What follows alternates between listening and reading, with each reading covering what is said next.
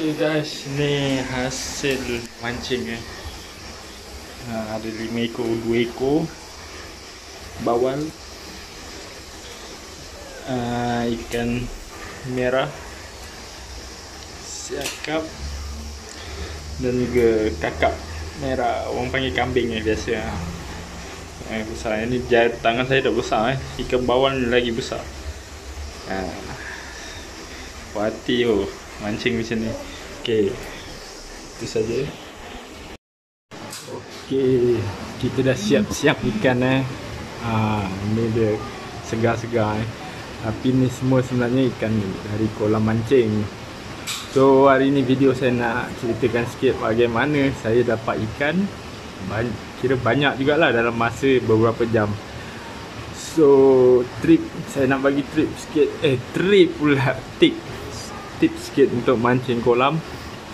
Okey, contohnya ikan bawal Ikan bawal ni dia makan dekat atas permukaan air selalu. So kita kalau pakai, kita selalu akan pakai pelampung kan. Pakai pelampung, lepas tu buatlah 1-2 mata. Dia punya kedalaman daripada pelampung ke mata kail tu dalam 1-2 kaki je. Sudah cukup kalau kat dalam kolam lah. Kalau kita mancing kolam yang berbayar tu, biasa kita akan nampak ikan tu akan nampak buih-buih macam kat atas, blub macam tu kan. Dia pusing. Kat situ biasa kalau air, permukaan air macam tu, itu adalah ikan bawal. Antaranya lah yang selalu, yang kebiasaan saya dalam pengalaman saya lah. So itu sedikit tips untuk ikan bawal kalau nak mancing kat kolam. Untuk ikan siakap banyak kita boleh main bottom, casting, lepas tu casting slow, casting laju, pelampung. Siakap ni tak senang lah untuk mana-mana cara pun boleh dapatkan ikan ni. Tapi kita nak tahu spot dia.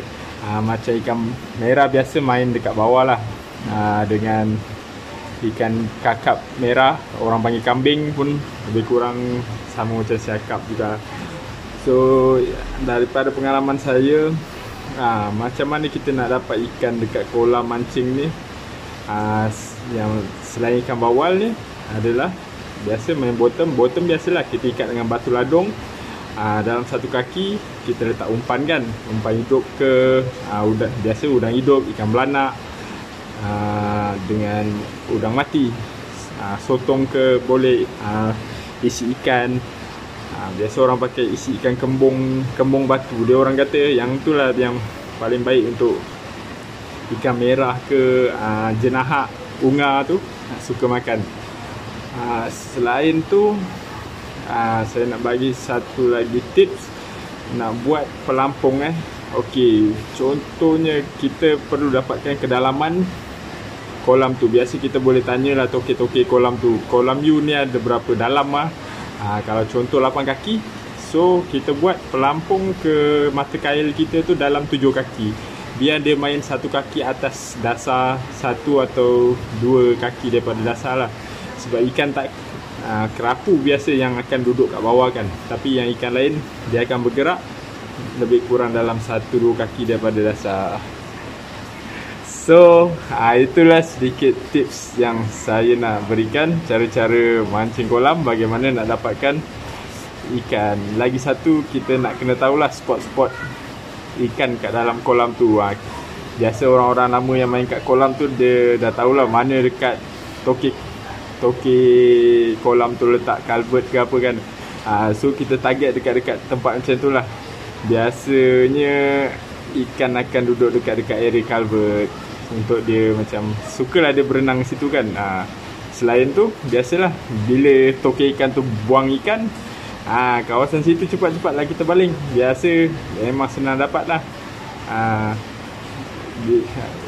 Time dia buang ikan kan, kita balinglah depan depan tempat dia buang ikan tu. Pastinya ada habuan. Okey, itu je sedikit tips untuk kali ni, cara-cara mancing di kolam. Next, kita akan tunjukkan cara-cara yang lain. So apa pun, kalau korang ada komen ke, nak tanya apa, ataupun nak beri pandangan yang lain ke, bolehlah kita kongsi-kongsi ilmu lah. So saya pun nak lebih power dalam memancing kat kolam ni, pun nak kena cari ilmu lagi lah.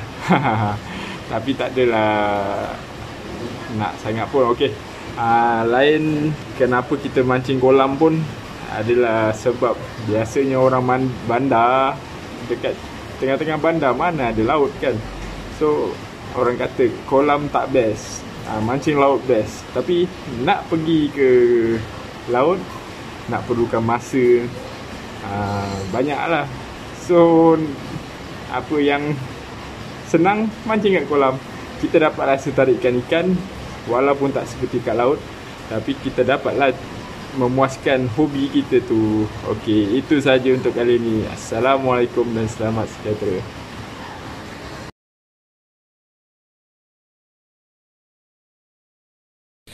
Jangan lupa subscribe. Thank you for watching.